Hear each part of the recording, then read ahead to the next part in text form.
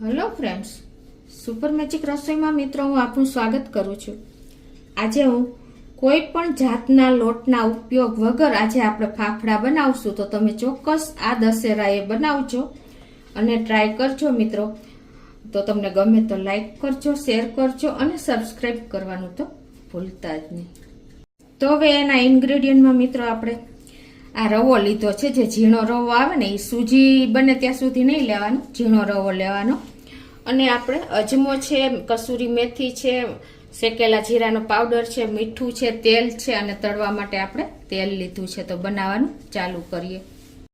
તો મિત્રો આપણે ચણાના ફાફડા તો બહુ ખાધા, પણ આજે આપણે રવાના ફાફડા બનાવશું, જે એકદમ ક્રિસ્પી અને એકદમ સોફ્ટ બને છે। તો પહેલાં તો આપણે આ રવો લીધો છે ને, ઝીણો રવો, એને આપણે મિક્સર જારમાં થોડોક પીસી લેવાનો છે, એટલે કે એકદમ થોડોક બારીક કરવાનો છે। જો તમે સૂજી બને ત્યાં સુધી નથી લેવાની, નહીંતર એને વધારે તમારે પીસવી પડશે અને પાણી પણ વધારે પીસે। તો આ રીતે આપણે એને પીસી લેશું। તો આ રીતે જો આપણે બારીક પીસી લીધો છે, હવે એને આપણે આ રવો મિત્રો આપણે 250 ગ્રામ લીધો છે, તેને એક બાઉલમાં આપણે નાખી આ રીતનું ટેક્સચર રાખવાનું છે, જુઓ, એટલે આપણે સરસ લોટ બંધાઈ જાય। અને હવે એમાં આપણે મસાલા કરશું, ટેસ્ટ એકોર્ડિંગ 1 ટીસ્પૂન જેવું મીઠું નાખી દેશું, 1 ટીસ્પૂન જેવો અજમો લીધો છે, જેને આપણે થોડોક હાથેથી મસળીને નાખશું, અને 1/4 ટીસ્પૂન જેવું શેકેલા જીરાનો પાવડર છે, અને 1 ટીસ્પૂન જેવી કસૂરી મેથી છે, એને એકદમ આપણે એને પણ હાથેથી મસળી નાખશું। અને હવે આ મસાલાને આપણે મિક્સ કરી લેશું। આ રીતે મસાલો મિક્સ કર્યા પછી હવે એમાં આપણે 3 ચમચી જેવું તેલ ઉમેરી દેશું, એને આપણે સરસ મિક્સ કરી લેશું। તો આ રીતે જો આપણે મોણને મિક્સ કરી દીધું છે તેલને, અને આવી રીતે મુઠ્ઠી પડતું મોણ આવે ને એવું આપણે કરવાનું છે। જો તમને ઓછું લાગે ને તો 1 ચમચી નાખી દેવાનું। હવે આપણે થોડું આ હુંફાળું પાણી, એટલે કે સેજ ગરમ પાણી લીધું છે, અને થોડું પાણી એડ કરીને આપણે લોટ બાંધી લેશું। એકી સાથે પાણી નહીં નાખતા, નહીંતર લોટ વધારે થોડુંક પેલો થઈ જશે। આ રીતે આપણે પાણી નાખતા જશું, અને રોટલી જેવો ટૂંકમાં ડો તૈયાર કરવાનો છે આપણે। તો આપણે આ રીતે ડો તૈયાર કરી લેશું। આ રીતે જો આપણે થોડું પાણી એડ કરી અને લોટ તૈયાર કર્યો છે। હવે આને આપણે સેજ તેલવાળો હાથ કરીને અને કૂણવી લેવાનો છે। ટૂંકમાં રોટલી જેવો રાખશો ને એટલે સૂજી હોય તો થોડુંક પાણી પીવે જ છે, એટલે થોડોક અત્યારે ઢીલો રાખવાનો। તો આ રીતે થોડોક કૂણવશો ને એટલે એકદમ સરસ, આપણે એક તો રવાને પીસો છે અને ગરમ પાણીનો ઉપયોગ કર્યો છે, એટલે એકદમ સરસ લોટ તૈયાર થઈ જશે। તમે આ રીતે 1-2 મિનિટ કૂણવી લેશો ને એટલે મિત્રો આપણે આ ફાફડા તો ક્યારેય ખાધા નહીં હોય। આપણે ચણાના લોટના ફાફડા બહુ બનાવ્યા છે, આપણે આવતીકાલે ચણાના ફાફડા પણ હું તમારી સાથે શેર કરીશ। તો આ રીતે જો આપણો લોટ તૈયાર થઈ ગયો છે, તો હવે આને 5 થી 7 મિનિટ રેસ્ટ આપી દેશું। તો આપણે જો 10 મિનિટ જેવું થયું છે ને આપણો લોટ પણ એકદમ સરસ જો ફૂલી ગયો છે રવો। તો આ રીતે જ આપણે એને એકવાર કૂણવી લેશું। તો આ રીતે આપણે જો કૂણવી લીધો છે, એકદમ સરસ લોટ તૈયાર થઈ ગયો છે। હવે એને આપણે ફાફડા બનાવવા માટે આ રીતે એક ટ્રીક અજમાવીને લુવા કરશું। આ રીતે તમે લાંબો શેપ આપી અને પાટલી ઉપર તમારે રોલ કરી લેવાનો છે।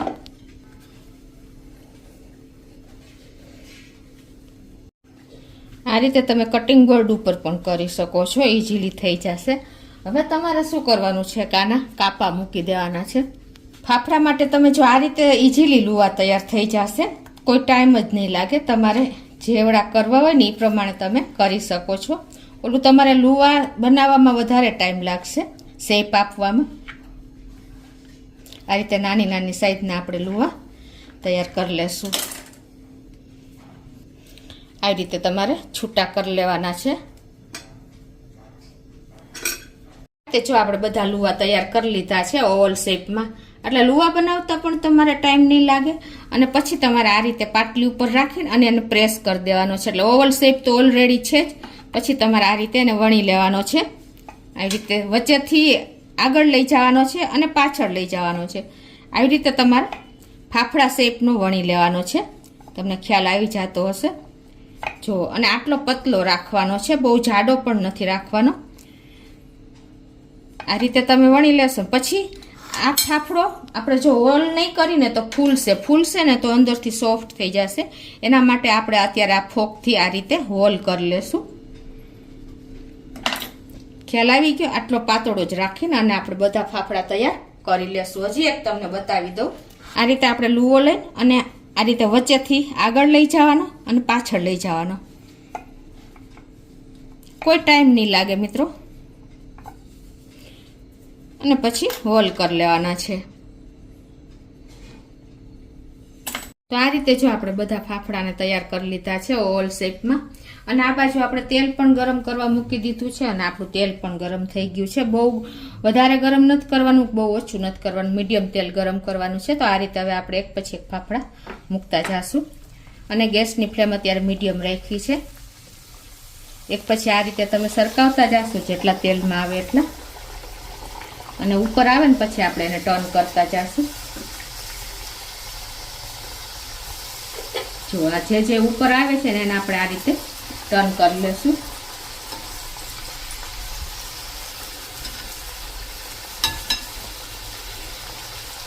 આ રીતે તમારે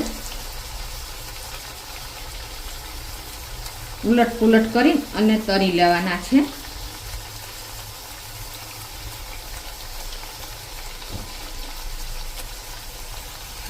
આ રીતે જો આપણે લાઇટ પિંક કલર જેવા થઈ ગયા છે. તો હવે એને આપણે લઈ લેશું.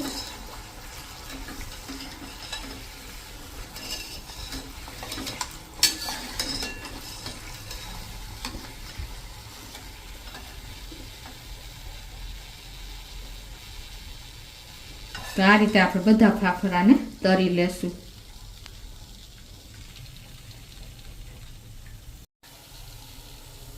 તો આ રીતે જો આપણે બધા ફાફડા તૈયાર કરી લીધા છે.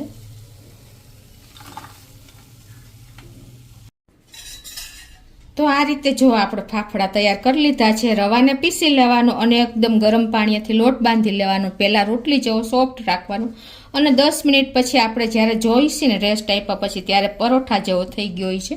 તો આ રીતના તમારા ફાફડા તૈયાર થશે. મીડિયમ ફ્લેમ ઉપર તરશો અને આવા પાતળા વણશો ને તો મિત્રો જુઓ એકદમ અંદરથી સોફ્ટ અને ઉપરથી ક્રિસ્પી એવા ફાફડા તૈયાર થયા છે આપણા. જુઓ આ ફાફડા તમે બનાવશો ને તો તમે બહારથી પૂરી, બિસ્કિટ કે ખારી લઈ આવવાનું ભૂલી જશો. એટલા એકદમ સોફ્ટ અને ક્રિસ્પી બને છે મિત્રો.